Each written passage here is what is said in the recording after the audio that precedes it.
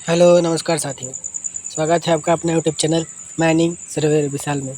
तो आज हम मध्य प्रदेश लोक सेवा आयोग जो माइनिंग इंस्पेक्टर का फॉर्म आ चुका है, तो आप सभी जल्दी जल्दी इसे फॉर्म भर लीजिए क्योंकि लास्ट डेट 1 जून 2025 होने वाला है।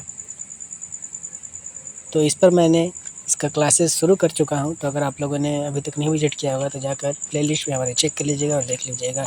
तो चलिए step by step form fill up करना हम लोग देखते हैं।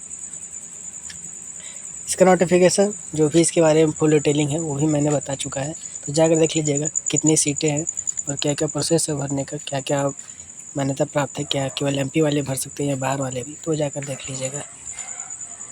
चलिए, तो यहाँ पर सबसे पहले आपका पूछा जाएगा कि आपकी क्वालिफिकेशन क्या है। किसी मान्यता प्राप्त से भू विज्ञान में स्नातक किया हो या किसी मान्यता प्राप्त से माइनिंग इंजीनियरिंग में डिप्लोमा किया हो, तो जो भी हो उसको आप लोग सिलेक्ट कर लेंगे। ठीक है। फिर आगे आपका नाम यहाँ दिया जाएगा, अभ्यर्थी का नाम, प्रथम नाम, मध्य नाम और अंतिम नाम जो कि आपका सरनेम हो जाएगा डाल दीजिएगा। अगर सरनेम किसी प्रकार से नहीं होगा तो आपका नाम जैसे राहुल है तो राहुल सिंह डाल दीजिएगा मध्य नाम में। ठीक है, राहुल सिंह सरनेम में डाल दीजिएगा। कुमार, अगर राहुल कुमार सिंह है तो राहुल कुमार सिंह डाल दीजिएगा। अब जन्म तिथि की बात करें तो आपके हाई स्कूल हायर सेकेंडरी में जो भी जन्म तिथि दिया है वो जन्म तिथि यहाँ पर डाल देंगे। ठीक है। अपना पिता का नाम और माता का नाम भी यहाँ पर फिल कर दीजिएगा। यहाँ तक ठीक है, समझ में आया। और लिंग आपने जो भी हो, मेल या फीमेल, वो यहाँ पर लिख करके डाल दीजिएगा। नेक्स्ट बढ़ते हैं आगे।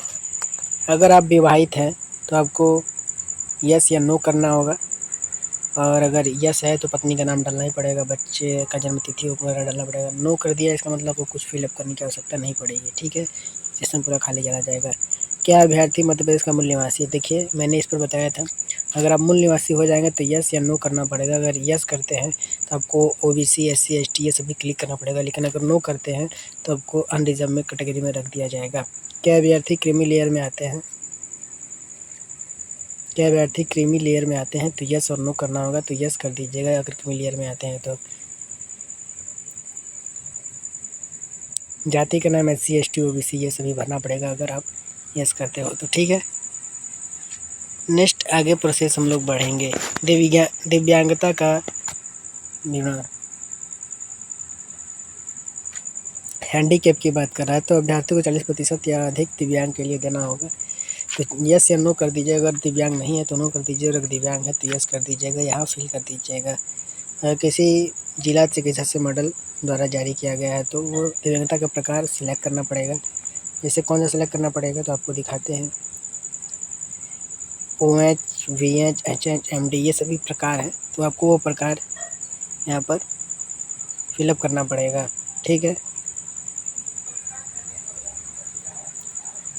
नीचे आगे बढ़ेंगे।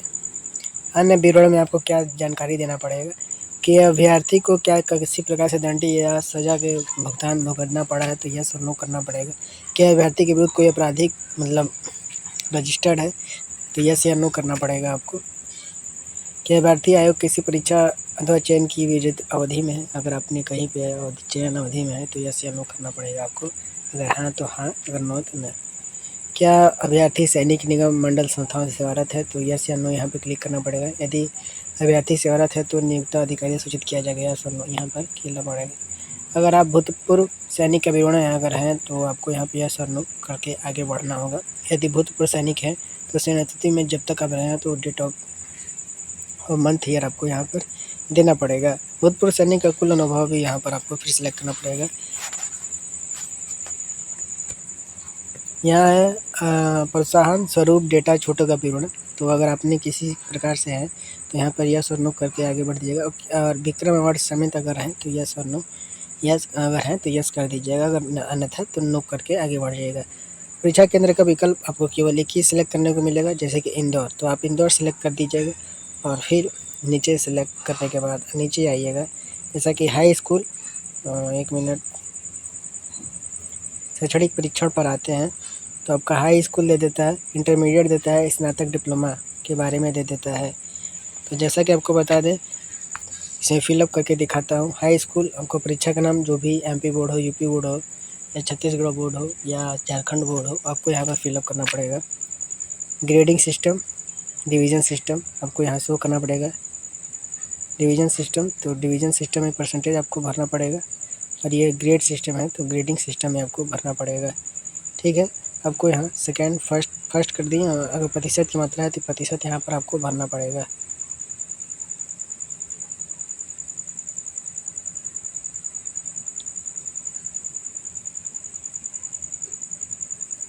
और हाई स्कूल का अपना परीक्षा बोर्ड लिखना पड़ेगा। ठीक है, यहाँ पर हम लोग सेलेक्ट नहीं करेंगे। और इंटरमीडिएट का भी आपको विषय सेलेक्ट करना पड़ेगा, और बोर्ड का संस्थान आपको यहाँ पर दिखाना पड़ेगा, और उत्तीर्ण वर्ष कब आपने पास किया वो, और जो भी आपका रोल नंबर है यहाँ पर आपको सेलेक्ट करना पड़ेगा। ठीक है, आप लोग को यह यहाँ तक क्लियर हो चुका होगा।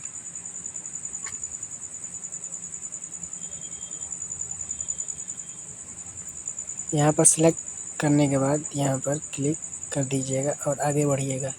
सेवा का विवरण अगर आपने है तो यहाँ पर सेलेक्ट करना पड़ेगा। ठीक है, बैंक विवरण, आपको बैंक का डाटा अपना यहाँ फिल करना पड़ेगा। बैंक का नाम, शाखा का नाम, खाता धारक का नाम, जो भी आपका नाम है, जैसे राहुल सिंह बताया था तो राहुल सिंह।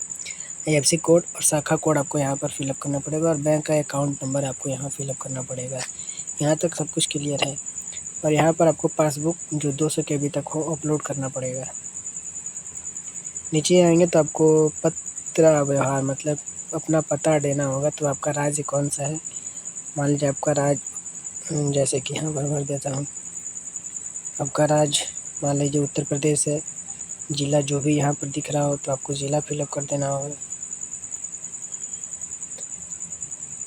और पता यहाँ पर, और पिन कोड और लैंडमार्क यहाँ पर फिलअप करके, अगर आपका परमानेंट एड्रेस सेम वही है तो आपको यहाँ पर क्लिक करके आगे बढ़ना होगा। क्या होता है, स्थायी पता, परमानेंट टेम्परेरी एड्रेस आपका सेम होना चाहिए, अगर है तो सेलेक्ट करके आगे बढ़ जाइएगा।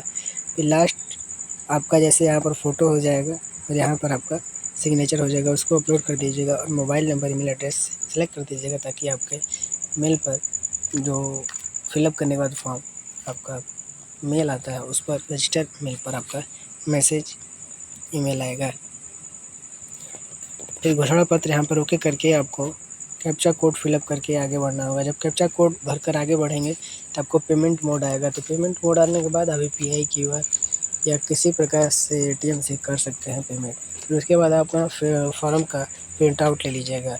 यहाँ तक फॉर्म में कोई दिक्कत नहीं आनी चाहिए। कोई डाउट होगा, कोई सवाल होगा तो कमेंट करके बताइएगा, मैं आप लोगों को रिप्लाई कर दूँगा कि कैसे होगा। ठीक है,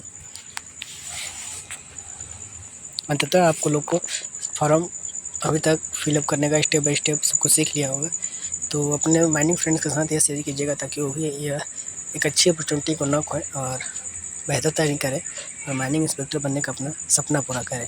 ठीक है दोस्तों, मिलते हैं फिर नेक्स्ट इन्फॉर्मेशन के साथ। मतलब जुड़े रहे हमारे चैनल माइनिंग सर्विसल के साथ, और अपनी तैयारी करते रहें, क्योंकि हमारे चैनल पर free of cost mining inspector की तैयारी, CGPSC और MPPSC माइनिंग इंस्पेक्टर की तैयारी चल रही है। ठीक है, धन्यवाद दोस्तों।